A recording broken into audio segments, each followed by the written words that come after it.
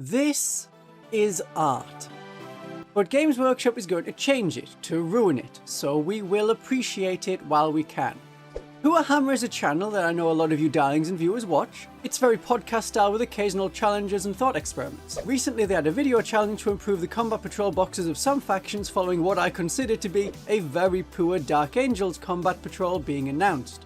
It has generic intercessors, it has half a box of the Plasma Marines, 3 Blade Guard, which is okay, and a captain in Gravis armor that can't join any of the other squads. And for a Dark Angels player, this contains no specifically Dark Angels models. Much like the Deathwatch Combat Patrol has no Deathwatch models, just generic Space Marines. If you did want to expand a Space Marine army, this Dark Angels box and this Deathwatch box do go well together. The Gravis captain can lead the aggressors, the Apothecary goes with the Plasma squad to keep bringing them back after they blow themselves up. You would have a lot of intercessors though. So if you wanted to get started with the Deathwatch, then I would suggest a Deathwatch veteran box, but how to get started with Deathwatch might be another video. If you want that, request it in the comments, or I have a Ko-fi tier where you can request videos. The Genestealer Cult Combat Patrol is considered one of the good ones, but we have seen the other combat patrols getting redone and they're getting worse. I expect this will happen to the Genestealer Cult as well, so if you're wanting to start a Genestealer Cult army, do 2 things. Watch my video on how to start Genestealer Cult, and get this Combat Patrol box before it gets removed in summer, as the new Genestealer Cult Combat Patrol box will come out. I am going to go over what to expect from the new Genestealer Cult Combat Patrol, what I would put in it if I worked at Games Workshop, and what it will probably include. I will be following the Poorhammer rules for this, and I don't believe I'm stepping on their future video ideas, as they were fixing combat patrols and did not believe that the Genestealer Cult Combat Patrol needed fixing. Haha, well, Games Workshop may disagree, but I'm a Genestealer Cult focused channel, in part, and I know what I'm talking about when it comes to Genestealer Cult. This isn't a channel about peeling bananas.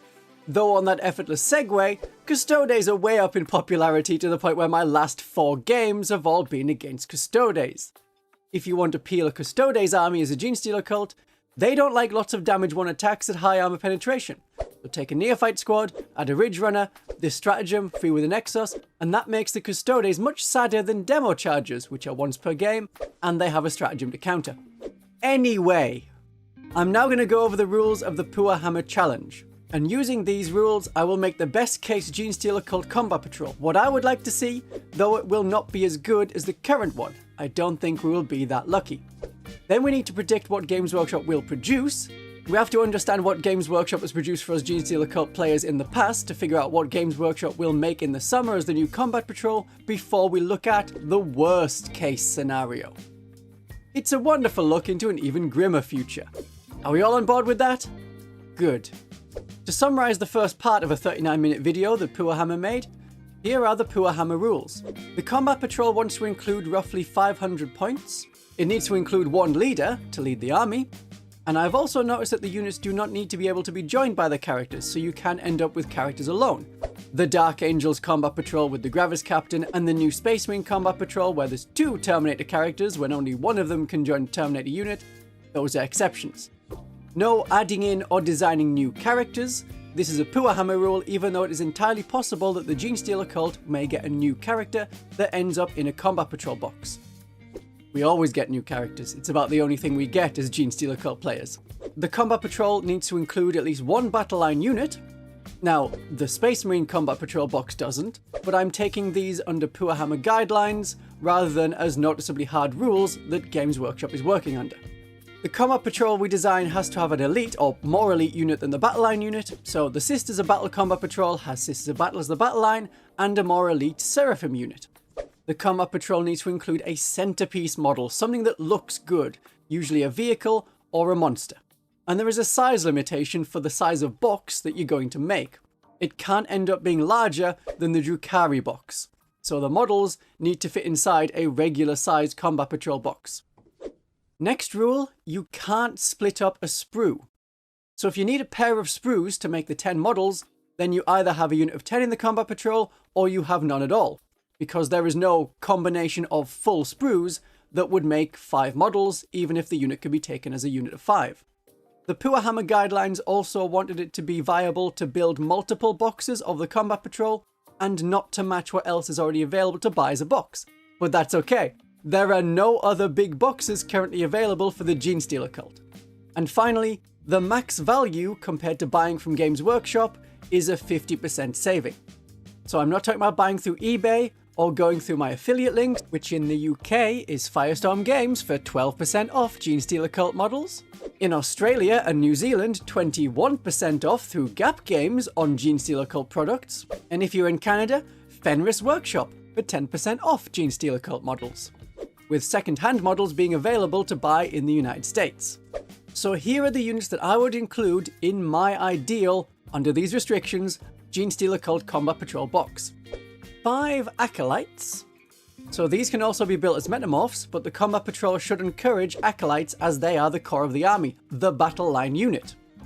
I like metamorphs, but I can't make them work in a competitive 2,000 point list. In casual games and crusade games, they're fun, but in competitive games, I struggle a bit more with them. We have a Cult Truck. The Ridge Runner would also be okay as a centerpiece model, as that supports the other units. But the Ridge Runner is 25 points less, and I want to get close to that 500 points. The truck can support the Acolytes, and if you instead built 5 of them as metamorphs, then the truck can scout, as long as you don't put anything other than metamorphs in the truck. And I wanted a box of 10 new Genestealers. These are nice new models, and it shows that you can have Genestealers in a Genestealer Cult army, and that's okay. That's how it should be.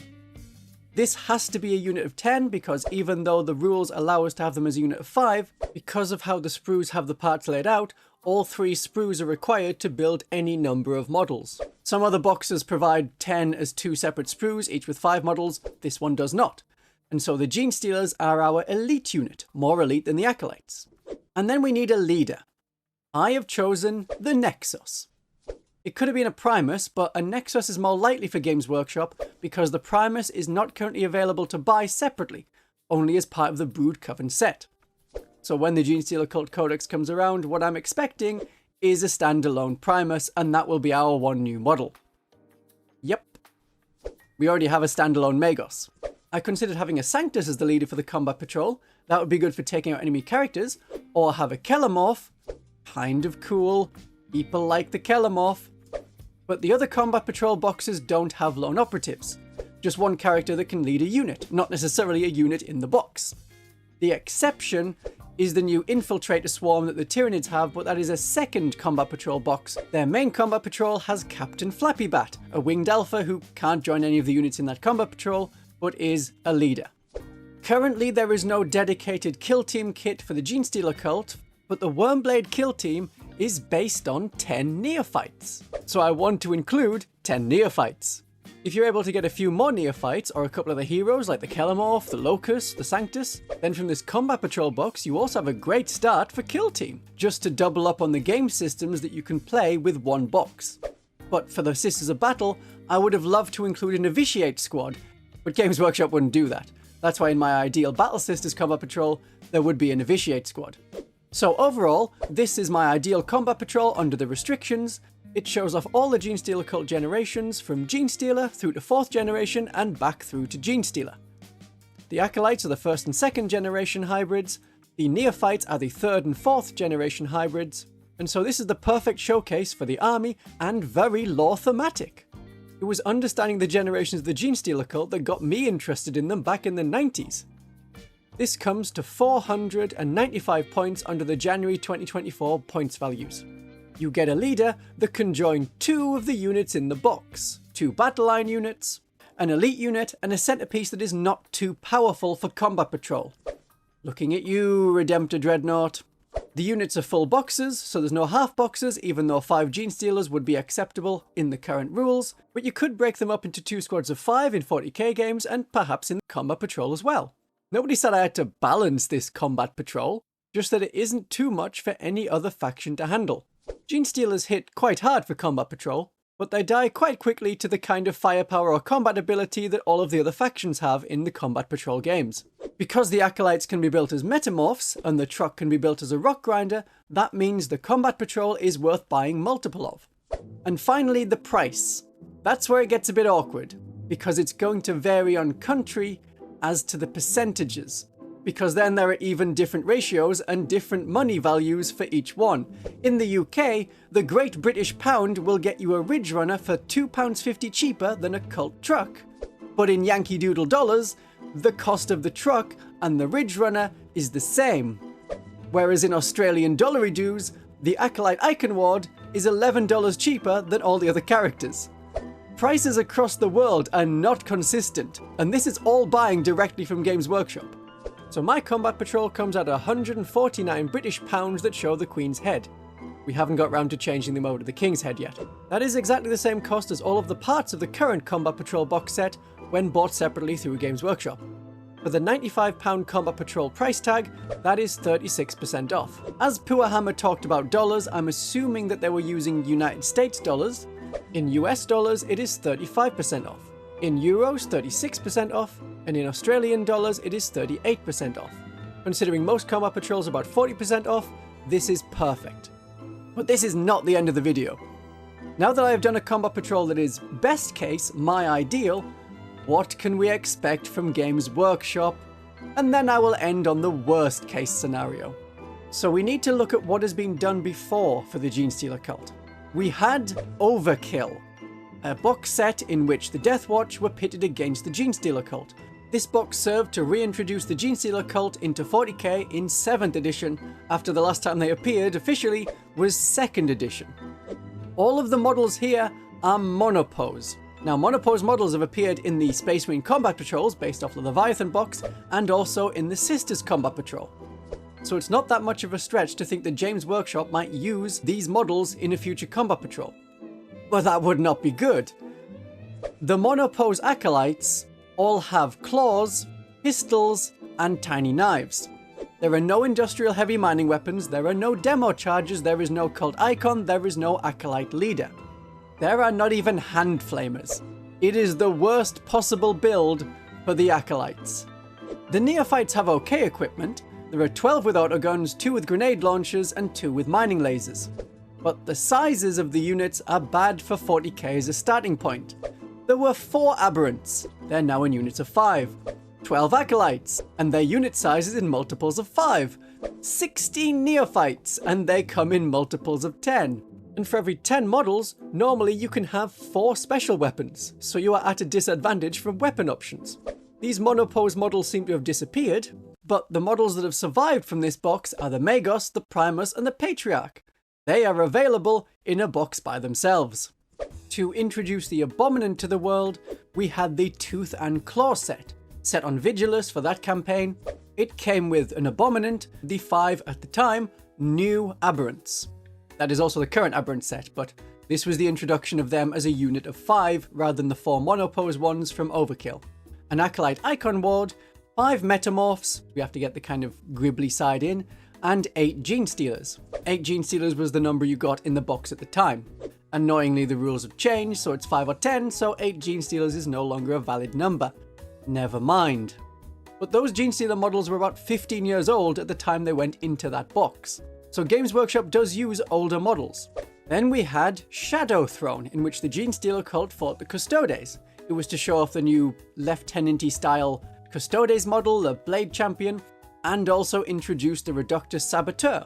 Along with the Reductus Saboteur, there were 10 neophytes, the monopose Patriarch, Magus, and Primus that previously came in the Overkill box. See, if you didn't think they would ever come back, they have. If Genestealer Cult get a new character, or new Primus model as an example, and it will probably come in a new standalone box, much like the Orcs have just had with their own really big box. I don't know what we would get instead of a Stomper, but we're thinking more about Combat Patrol for this video. And finally, we also had in the past the old Start Collecting box, which is probably the closest to what will come out of Games Workshop. That had 5 Acolytes, 10 Neophytes, an Achilles Ridge Runner, and an Acolyte Icon Ward as the leader. That looks very Combat Patrol-y already. So what kind of thing should we expect from the new Combat Patrol that Games Workshop puts out? We are a horde, so rather than ending up with 500 points of models, we're more likely to end up with 400 points of models, similar to what the Imperial Guard has. We can assume that the AdMech are just a very odd outlier as they come to 245 points. But my idea of a Combat Patrol came to 495 points, and that is a horde of 27 models. one less model than the Imperial Guard Combat Patrol box has. But Games Workshop keeps wanting to send us down a particular route.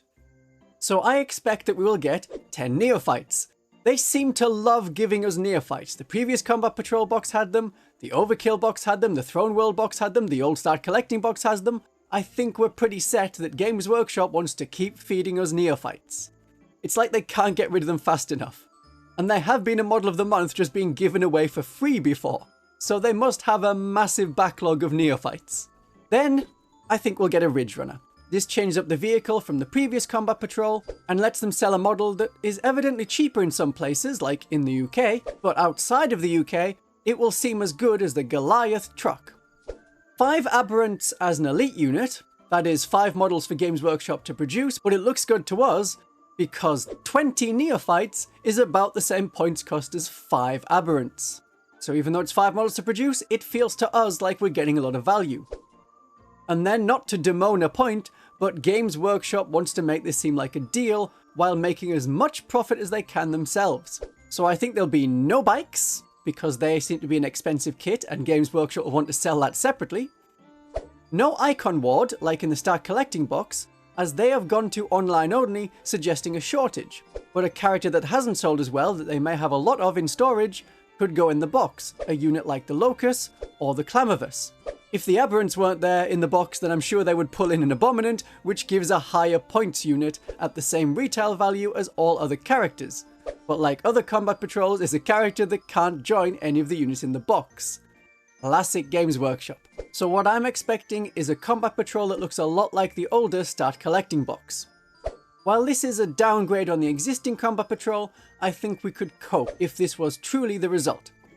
However, then we need to consider the worst case scenario. The worst case scenario is we get the 16 Neophytes and 12 Acolytes from the Overkill box with only the Patriarch character that can't join any of the other squads. All of the squad sizes are bad, and it would only work in Combat Patrol with special rules for the unit in Combat Patrol. Those sculpts must be knocking around somewhere, and they are easy to build models, which is just the sort of thing they would want to spring onto beginners. The current Sisters of Battle set is all monopose, and comes from when their faction was properly reintroduced into 40k. Why not the set that brought back the Genestealer Cult? So that is what it could be, and technically that would come out as more than 500 points because of unit sizes having to factor in costs for 15 Acolytes and 20 Neophytes.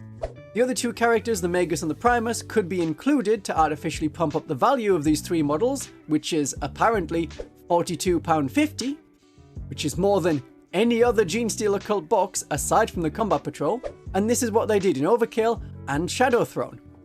And we also now have the Space Marine Combat Patrol and the new Tyrannid Combat Patrol as a precedent for boxes that come with more than 1 character. I thought I could try and make it even more stupid and add in a Brood Brothers unit, like have an Abominant, 5 Acolytes, the old Cadian squad with the Brood Brothers upgrade sprue, and a big Lehman Russ tank that far outstrips what is valid for Brood Brothers at that point. And it would have a deflated profile in Combat Patrol games, which encourages you to build it with no sponsons. But if I did that, then it may become a bigger draw for the Guard players than their own box. And suddenly Acolytes and Abominants would crop up on the second-hand market by the dozen. No, I think a part re-release of Overkill would be the worst outcome. But don't worry, even if it does turn out this way in the future, once it gets properly running, the Hachette magazine for Combat Patrol will give you the current Genestealer Cult Combat Patrol over several issues. So if you want the current Genestealer Cult Combat Patrol, that is a good place to start when collecting Genestealer Cult, and my video will take you through the next steps beyond that. My darlings and viewers and Poorhammer, if you're watching, have a great day of 40k.